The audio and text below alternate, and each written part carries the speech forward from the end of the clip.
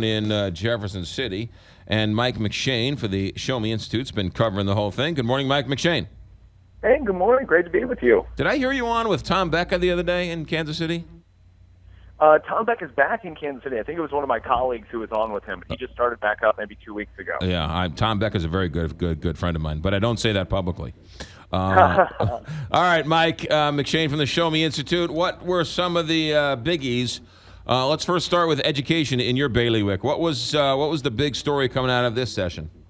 Well, I think you've got two kind of. You got on the K-12 side and you got on the higher ed side. On the K-12 side, probably the biggest story coming out was reinstating the foundation formula cap. So when the legislator rewrote the formula that determines how much the state sends to local districts back in 2005, they put a kind of limiter on it that it could never grow more than 5% every year. Back in 2009, they took that off, thinking that there was going to be some gaming revenue that never actually materialized. Ironically, they made a bet and lost. But they as a result of that, the sort of foundation target has grown and grown and grown, and the legislature has been nowhere near actually hitting it.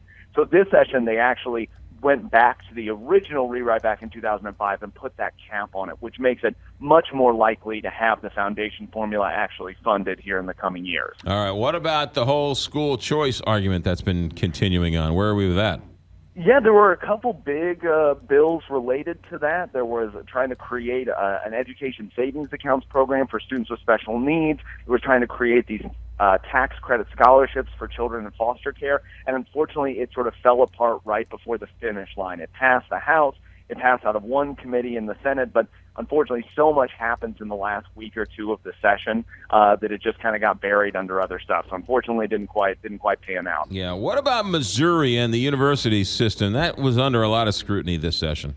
Yeah, I mean, there was so much happening, and there were so many different proposals. A few of the proposals didn't go anywhere. So there was a hope to have annual audits of the university of the state treasurer. There was debate about it. Nothing ended up happening. There was a hope to set up an independent board to oversee teaching waivers. So that's when professors get time off to do research or other activities. That didn't necessarily go through. There were attempts to mandate diversity on governing boards. That didn't go through. There was initially big thoughts of cutting funding to the University of Missouri. They ended up actually getting a small funding increase, which is a little bit odd because it looks like enrollment is going to be down pretty substantially. So getting an increase from that is kind of interesting. But the one thing that is, I think, might matter here in the future is they did set up this University Review Commission, which I think is going to be an 8-member board of individuals that's supposed to do a really deep dive looking at the operations of the university. They gave them a budget of like $750,000 to really try and dig in and see what's going on so that by the time the next legislative session comes around, they might have some more concrete proposals for things to do with respect to the university. Mike McShane with us, Show Me Institute, Director of Education Policy. So overall, you have a point of view. You're not shy about saying your point of view. Are you happy with the session? Are you not happy with the session? Where are you there?